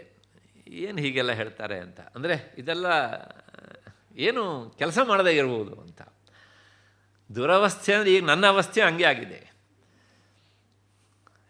ಯಾಕೆಂದರೆ ಅವರು ಆ ಎತ್ತರದಲ್ಲಿ ನಿಂತು ಅಧ್ಯಯನ ಮಾಡಿ ಹೇಳಿದಂಥ ಮಾತು ನಮ್ಮಂತಹ ಈ ಪೆಡಸುಗಳಿಗೆ, ಎಳೆಯವರಿಗೆ ಆಗ ಅದು ಅರ್ಥ ಆಗಿರಲಿಲ್ಲ, ಆಗೋದಿಲ್ಲ ಬಹಳಷ್ಟು ಜನರಿಗೆ. ಆವಾಗ ನಮಗೆ ಸಹಜವಾಗಿ ಹೀಗಾಗಲಿಕ್ಕೆ ಸಾಧ್ಯ ಇಲ್ಲ ಅಂತ ಅನಿಸುತ್ತೆ.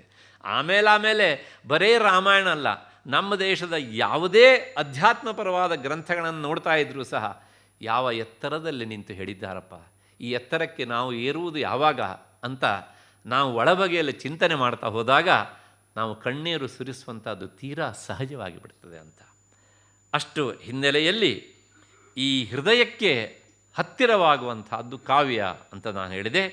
ಹೃದಯದಲ್ಲಿ ಮನುಷ್ಯನಿಗೆ ಇಷ್ಟವಾಗುವಂಥ ಅನುಭವವನ್ನು ಉಂಟು ಮಾಡುವಂತಹ ವಾಕ್ಯ ಸಮುದಾಯವೇ ಕಾವ್ಯ. ಇದು ಕಾವ್ಯದ ಸಾಮಾನ್ಯವಾದಂಥ ಒಂದು ಲಕ್ಷಣ. ಅಂದರೆ ಓದುಗನ ಹೃದಯವನ್ನು ಅದು ತಳಮಳಗೊಳಿಸಬೇಕು. ತಳಮಳಗೊಳಿಸಬೇಕು ಅಂದರೆ ಹೇಗೆ ಅಂದರೆ, ಕೆಲವು ಸಲ ಅಯ್ಯೋ ಅಂತ ಹೇಳಬೇಕು, ಮತ್ತೆ ಕೆಲವು ಸಲ ನಮ್ಮೊಳಗೇನೆ ಭೇಷ್ ಭೇಷ್ ಅಂತ ಭಾವನೆ ಬರಬೇಕು, ಮತ್ತು ಕೆಲವು ಸಲ ಓಹೋ ಎನ್ನುವಂತಹ ಭಾವನೆಯೂ ಸಹ ಬರಬಹುದು. ಇನ್ನು ಕನಿಕರದಿಂದ, ಅಚ್ಚರಿಯ ರೋಷದಿಂದ ಹೀಗಾಗಬಾರ್ದಿತ್ತು, ಹೀಗೆ ಮಾಡಿಬಿಟ್ನಲ್ಲ ಅಂತ ನಮಗೆ ನಾವೇ ಅಂದ್ಕೊಂಡು ಯಾವುದೋ ಒಂದು ಪಾತ್ರವನ್ನು ಕುರಿತು ನಾವು ರೋಷಾವೇಶದಿಂದ ಹೇಳಲಿಕ್ಕೆ ಮುಂದಾಗುವ ಹಾಗೆ ಉದ್ಗಾರವೊಂದು ಹೊರಹೊಮ್ಮಿದರೆ ಅದೇ ನಿಜವಾದಂಥ ರಸ ಅಂತ.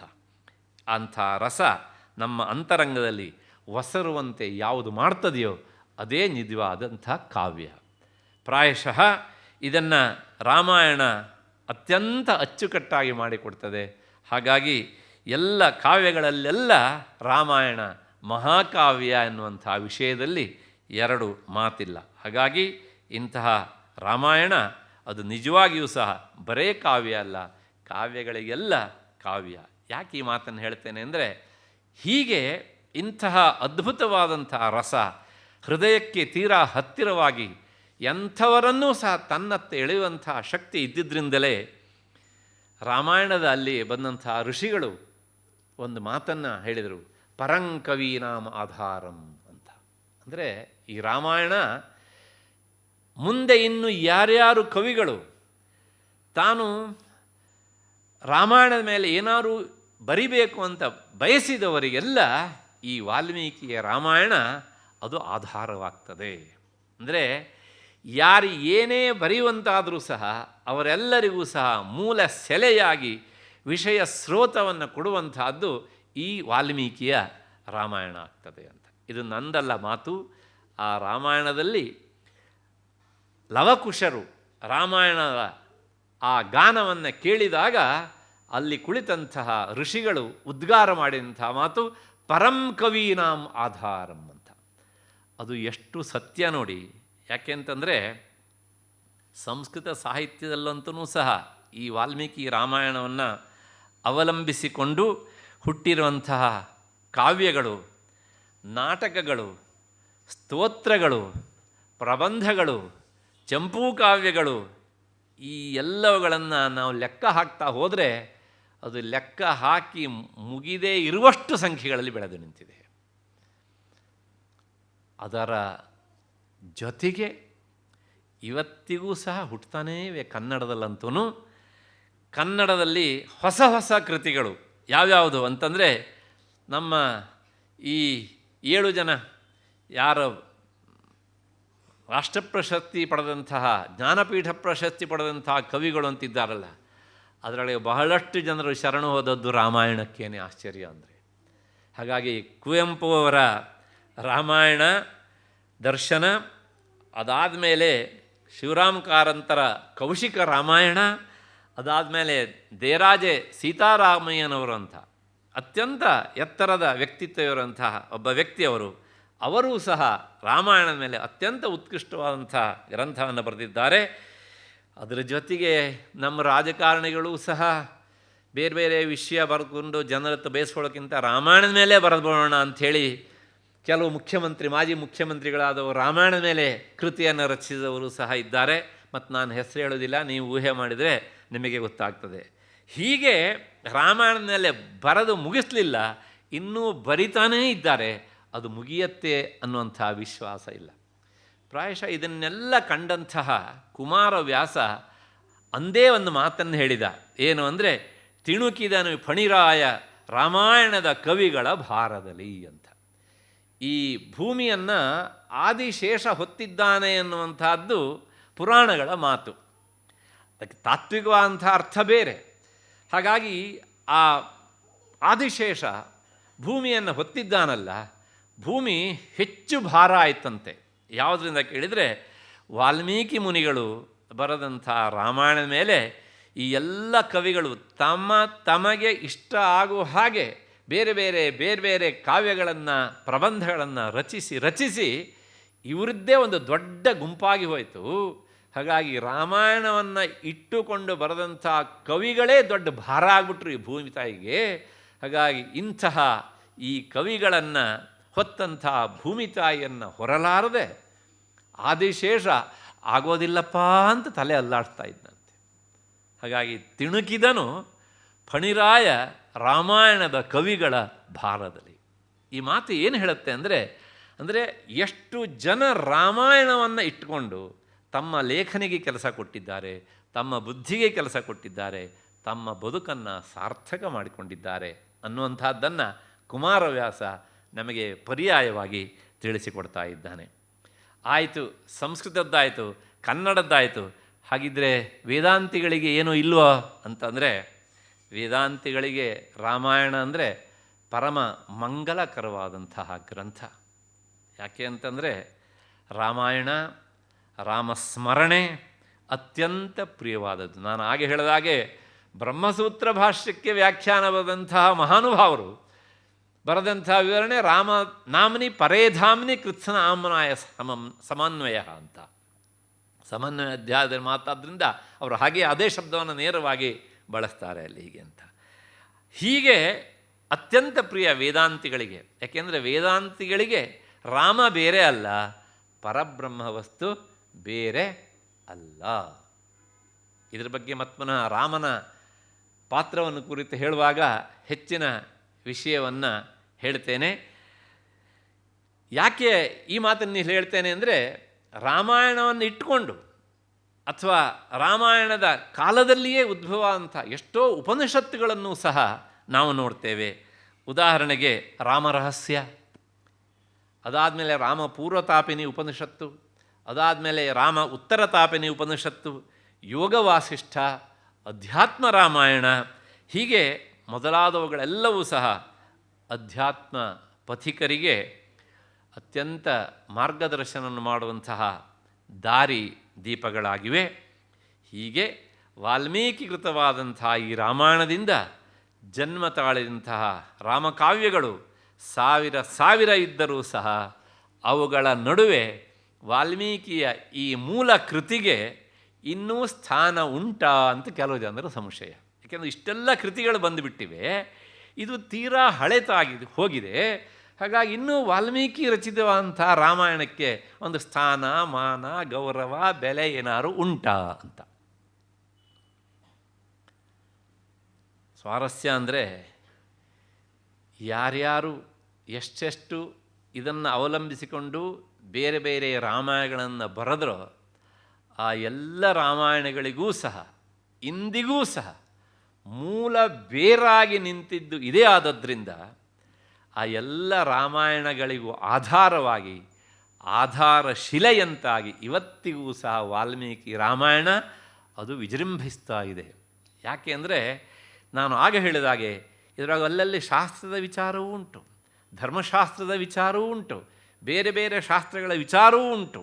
ಹಾಗಾಗಿ ಆ ಯಾವ ರಾಮಾಯಣಗಳಲ್ಲೂ ಸಿಗದೇ ಇರುವಂತಹ ವಿಚಾರ ರಾಮಾಯಣದಲ್ಲಿ ಅಂದರೆ ವಾಲ್ಮೀಕಿ ರಾಮಾಯಣದಲ್ಲಿ ಸಿಗುವುದರಿಂದ ಅದರ ಸ್ಥಾನ ಇಂದಿಗೂ ಸಹ ಅತ್ಯಂತ ಗಟ್ಟಿಯಾಗಿಯೇ ಇದೆ, ಮತ್ತೆ ಮತ್ತೆ ಗಟ್ಟಿ ಆಗ್ತಾನೇ ಇದೆ ಅಂತ ನಾವು ಹೇಳಬೇಕು. ಒಂದರ್ಥದಲ್ಲಿ ಅದು ಅನಂತರ ಕಾಲಿಕವಾದಂಥ ಎಲ್ಲ ರಾಮಕಥಾ ಕಾವ್ಯಗಳಿಗೂ ಸಹ ಇಂದಿಗೂ ಸಹ ಮಾರ್ಗದರ್ಶನ ಮಾಡುವಂಥ ಗ್ರಂಥವಾಗಿ ಅದು ನಿಂತ್ಕೊಂಡಿದೆ ಅಂತ ಹೇಳಲೇಬೇಕು. ಹಾಗಾಗಿ ಭಾರತದ ಪ್ರಾಚೀನ ಪರಂಪರೆಯನ್ನು ನೋಡಬೇಕು, ಸಂಸ್ಕೃತಿಯನ್ನು ನೋಡಬೇಕು ಅನ್ನೋರೆಲ್ಲ ಅರ್ವಾಚೀನವಾದಂಥ ರಾಮಾಯಣವನ್ನು ನೋಡುವುದಕ್ಕಿಂತ ಹೆಚ್ಚಾಗಿ ವೈದೇಶಿಕರು ಇವತ್ತಿಗೂ ಸಹ ವಾಲ್ಮೀಕಿ ರಾಮಾಯಣವನ್ನು ಕಣ್ಣರಳಿಸಿ ನೋಡ್ತಾರೆ. ಅವನು ಏನು ಬರೆದಿದ್ದಾನೆ, ಹೇಗುಂಟು ವಿಷಯ ಅಂತ. ಹೀಗೆ ಆ ರಾಮಾಯಣ ಇಂದಿಗೂ ಸಣ್ಣ ಸ್ಥಾನದಿಂದ ಅದು ವಿಚಲಿತವಾಗಲಿಲ್ಲ, ತನ್ನ ಅಸ್ತಿತ್ವವನ್ನು ಹಾಗೆ ಉಳಿಸಿಕೊಂಡು ಬಂದಿದೆ.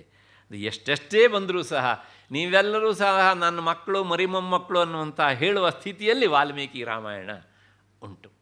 ಇಷ್ಟಾದ ಮೇಲೆ ಈಗ ನಮ್ಮನ್ನು ಕಾಡುವಂತಹ ಇನ್ನೊಂದು ಪ್ರಶ್ನೆ, ಇಂತಹ ರಾಮನ ಕಥೆ ರಾಮಾಯಣ, ಈ ರಾಮಾಯಣವನ್ನು ನಮಗೆ ಕೊಟ್ಟವನು ಯಾರು? ಇದನ್ನು ರಚಿಸಿದವನು ಯಾರು? ಅವನ ಹೆಸರು ಏನು? ಇತ್ಯಾದಿ ಇತ್ಯಾದಿ ಎಲ್ಲ ಒಂದು ಸಂಶಯ ಬಂದರೆ ತಕ್ಷಣ ನಾವೆಲ್ಲರೂ ಹೇಳ್ತೇವೆ ಇದನ್ನು ರಚಿಸಿದವನು ವಾಲ್ಮೀಕಿ ಅಂತ. ನನ್ನ ಪ್ರಕಾರ ವಾಲ್ಮೀಕಿ ಎನ್ನುವಂಥದ್ದು ನೇರ ಆ ಪ್ರಶ್ನೆಗೆ ಉತ್ತರ ಅಲ್ಲ. ಹಾಗಿದ್ರೆ ಅದು ರಾಮಾಯಣವನ್ನು ರಚಿಸಿದವನು ಯಾರು ಅಂತ ಕೇಳುವಂತಹ ಪ್ರಶ್ನೆಯ ಸುಲಭೀಕರಣ ಮಾತ್ರ. ಯಾಕೆ ಅಂತಂದರೆ ರಾಮಾಯಣವನ್ನು ರಚಿಸಿದವರು ಯಾರು ಅಂತಂದರೆ ವಾಲ್ಮೀಕಿ ಸರಿ, ಆದರೆ ಇಲ್ಲಿ ನಮ್ಮನ್ನು ಕಾಡುವ ಪ್ರಶ್ನೆ ಒಂದುಂಟು. ವಾಲ್ಮೀಕಿ ಅಂತ ನಾವು ಯಾರನ್ನು ಕರೀತೇವೆ ಅಂತಂದರೆ ಅದಕ್ಕೊಂದು ವಿಸ್ತೃತವಾದಂಥ ಕಥೆ ಉಂಟು. ಅವನೊಬ್ಬ ತನ್ನ ಪೂರ್ವಾಶ್ರಮದಲ್ಲಿ ಅವನೊಬ್ಬ ಬೇಡನಾಗಿದ್ದ. ಅದೊಂದು ಸಲ ಅವನು ತನ್ನ ವೃತ್ತಿ ಜೀವನಕ್ಕೆ ಅನುಗುಣವಾಗಿ ಆತ ಬೇಡನಾಗಿದ್ದರೂ ಸಹ ದರೋಡೆಯನ್ನು ಮೈಗೂಡಿಸಿಕೊಂಡು ದಾರಿಯಲ್ಲಿ ಹೋಗೋರನ್ನ ಎಲ್ಲರನ್ನೂ ಸಹ ದೋಚುತ್ತಿದ್ದ. ಕೊನೆಗೆ ಅದೊಂದು ಸಲ ಸಪ್ತರ್ಷಿಗಳು ಇವನ ಕಣ್ಣಿಗೆ ಬಿದ್ದರು ದಾರಿಯಲ್ಲಿ. ಕೆಲವು ಕಡೆಗೆ ನಾರದರು ಅಂತ ಉಂಟು. ಈ ವಿಷಯ ವಾಲ್ಮೀಕಿ ರಾಮಾಯಣದಲ್ಲಿಲ್ಲ, ಆನಂದ ರಾಮಾಯಣದಲ್ಲಿ ಈ ವಿಷಯಕ್ಕೆ ಪೂರಕವಾದಂಥ ಭಾಗ ಉಂಟು.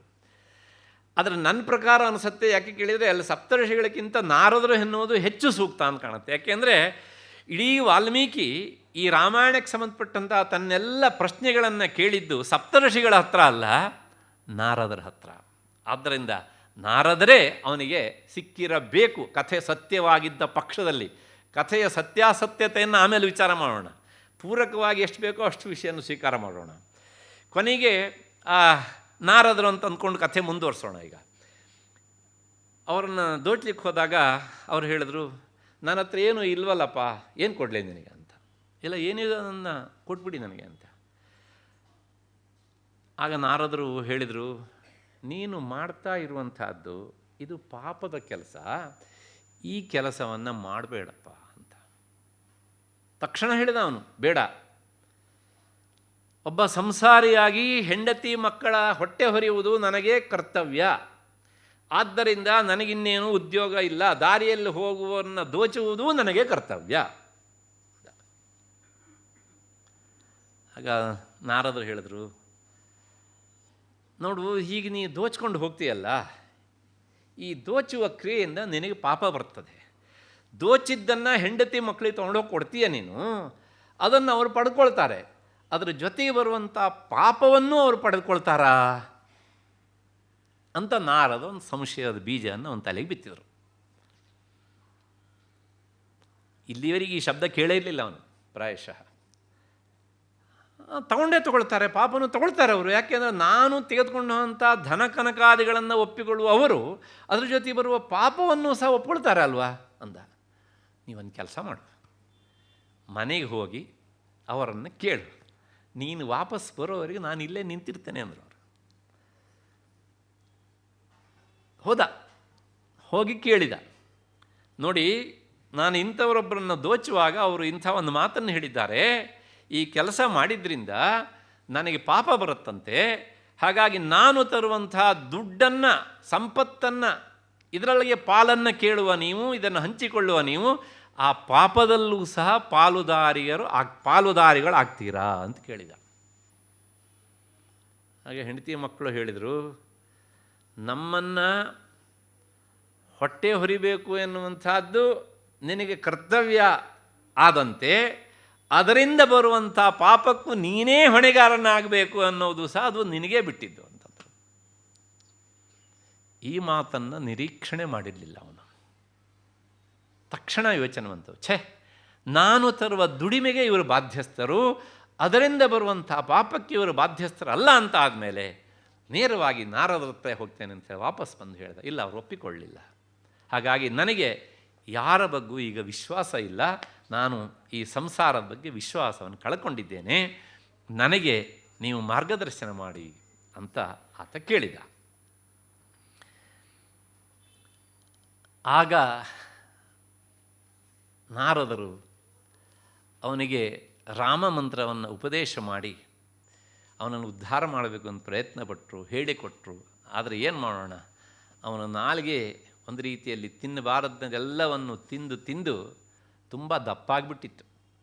ಹಾಗಾಗಿ ಆ ರಾಮ ಅಂತ ಹೇಳುವಂತಹ ಶಬ್ದವನ್ನು ಅವನ ಬಾಯಿಂದ ಉಚ್ಚಾರ ಮಾಡಲಿಕ್ಕೂ ಬರದೇ ಇರುವಾಗ ಕೊನೆಗೆ ಅವನಿಗೆ ಪರಿಚಿತವಾದಂಥ ಮರ ಎನ್ನುವಂತಹ ಶಬ್ದವನ್ನು ಅವರು ಅಂದರೆ ನಾರದರು ಅವನಿಗೆ ಹೇಳಿಕೊಟ್ರಂತೆ. ಆಗ ಮರಾಮ ರಾಮ ರಾಮ ರಾಮ ಅಂತಾಯಿತು. ಮತ್ತು ಇಲ್ಲೊಂದು ಸಂಶಯ ಬರ್ತದೆ, ಮೊದಲೇ ಹೇಳಿಬಿಡ್ತೇನೆ. ಅಲ್ಲ, ಈ ನಾರದರ ಮತ್ತು ವಾಲ್ಮೀಕಿಗಳ ಸಂವಾದ ಆದದ್ದು ಯಾವ ಭಾಷೆಯಲ್ಲಿ?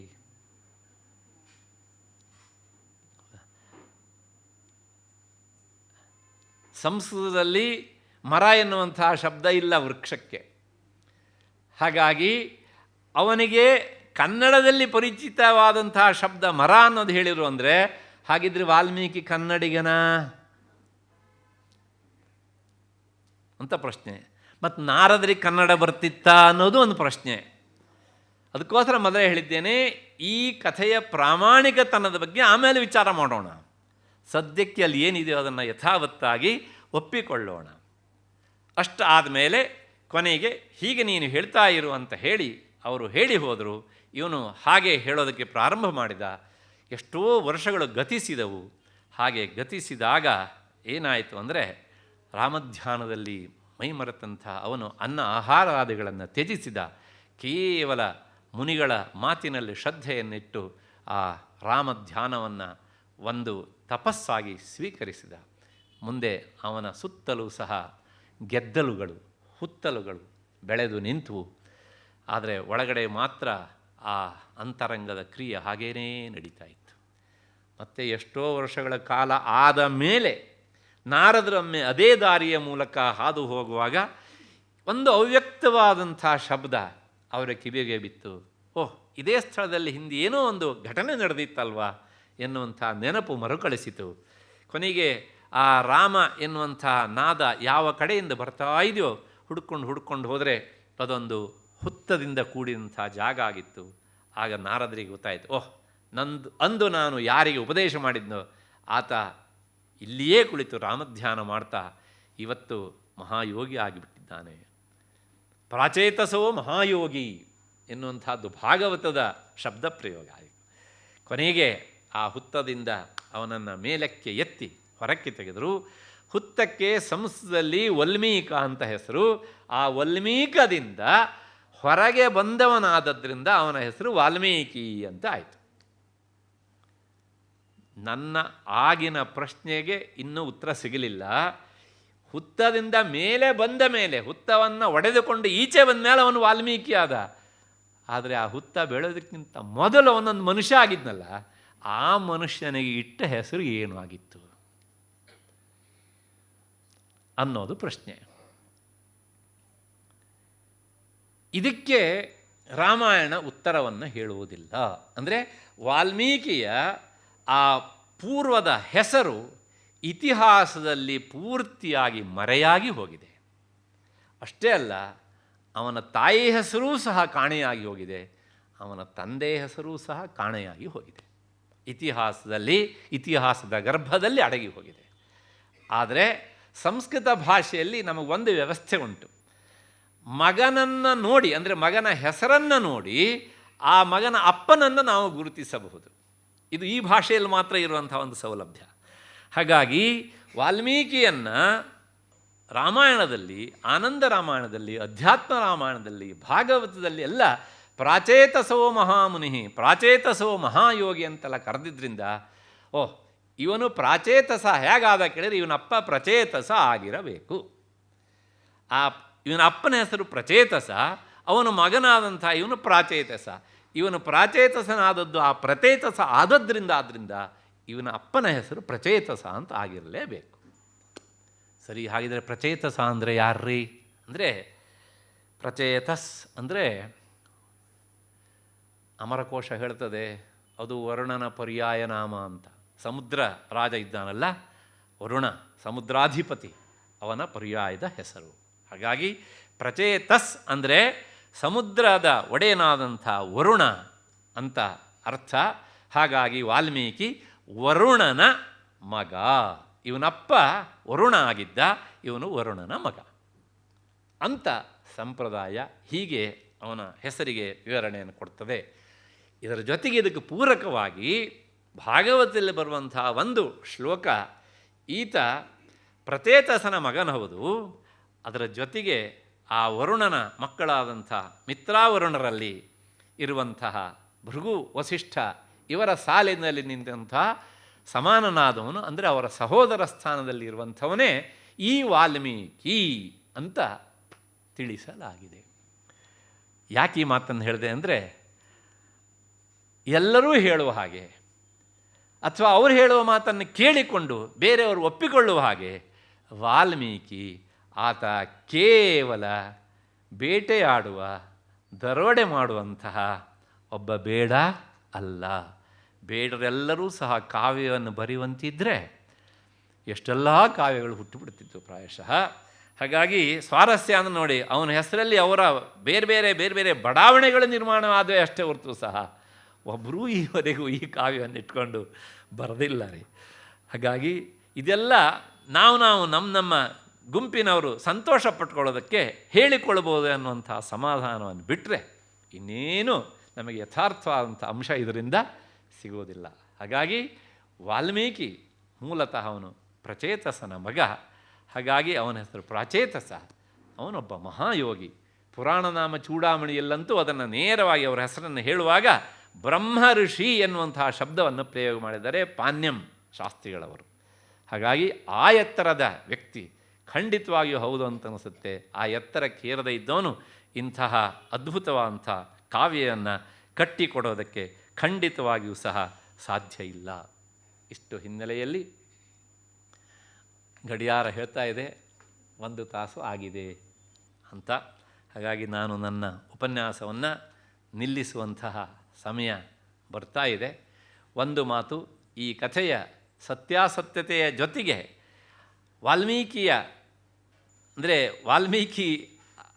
ಆಗುವ ಹೊತ್ತಿನಲ್ಲಿ ಅವನ ಮೇಲೆ ಹುತ್ತ ಬೆಳೆದಿತ್ತಲ್ಲ, ಆ ಹುತ್ತ ಏನು, ಅದರ ಸುತ್ತ ಒಂದು 5 ನಿಮಿಷ ನಾಳೆ ದಿವಸ ನಾವು ವಿಚಾರ ಮಾಡಿ, ಅದಾದಮೇಲೆ ಈ ರಾಮಾಯಣದ ನಿಜವಾಗಿ ರಚನೆಯ ಉದ್ದೇಶ ಏನು, ಮತ್ತು ಇದರೊಳಗೆ ಏನೆಲ್ಲ ಸತ್ವಗಳು ಅಡಗಿ ನಿಲ್ತಿವೆ, ಎಷ್ಟು ವರ್ಷಗಳ ಕಾಲ ಆಯಿತು ಇದರ ರಚನೆಯಾಗಿ, ಇತ್ಯಾದಿ ವಿಚಾರಗಳನ್ನೆಲ್ಲ ನಾವು ನೋಡಬೇಕು. ಯಾಕೆಂದರೆ ಅದರ ನಿಜವಾದಂಥ ರಚನೆಯ ಕಾಲ ನಮಗೆ ಸಿಕ್ಕಾಗ ನಿಜವಾಗಿಯೂ ನಾವು ನಮಗೆ ಗೊತ್ತಿಲ್ಲದೇ ಹುಬ್ಬೇರಿಸ್ತೇವೆ.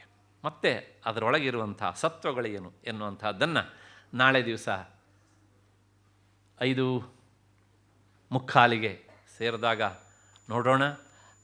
ಮತ್ತು ಅಲ್ಲಿವರೆಗೆ ನಿಮಗೆಲ್ಲರಿಗೂ ಸಹ ಕೃತಜ್ಞತೆಗಳು ಮತ್ತು ಧನ್ಯವಾದಗಳು. ಒಂದು ಸಣ್ಣ ಸೂಚನೆ ನನ್ನ ಕಡೆಯಿಂದ, ದಯವಿಟ್ಟು ತಾವೆಲ್ಲರೂ ಸಹ ನಿಮ್ಮ ಕಡೆಯ 5 ಜನರಿಗೆ ರಾಮಾಯಣಕ್ಕೆ ಬೇಕಾದಂಥ ವಿಷಯವನ್ನು ಕೊಡಬೇಕು. ಹಾಗಾಗಿ ನಿಮ್ಮ ಕಡೆಯ 5 ಜನರನ್ನು ರಾಮಾಯಣಕ್ಕೆ ಕೊಡಬೇಕು ಅಂತ ಸೂಚನೆಯನ್ನು ಕೊಡ್ತಾ ನನ್ನ ಮಾತನ್ನು ಮುಗಿಸ್ತೇನೆ. ಇನ್ನೊಂದು ಸೂಚನೆ, ಯಾಕೆ ಹೇಳಿದರೆ ಈ ಉಪನ್ಯಾಸಕ್ಕೆ ಬಂದರೆ ನಿಮಗೆ 2 ಲಾಭ ಉಂಟು. ಒಂದು ರಾಮಾಯಣದ ಶ್ರವಣ, ಇನ್ನೊಂದು ಉಭಯ ಶ್ರೀಗಳವರ ದರ್ಶನ. ಅಷ್ಟು ಹಿನ್ನೆಲೆಯಲ್ಲಿ ನನ್ನ ಮಾತನ್ನು ಇಲ್ಲಿಗೆ ಉಪಸಂಹರಿಸ್ತಾ ಇದ್ದೇನೆ. ಎಲ್ಲರಿಗೂ ನಮಸ್ಕಾರ.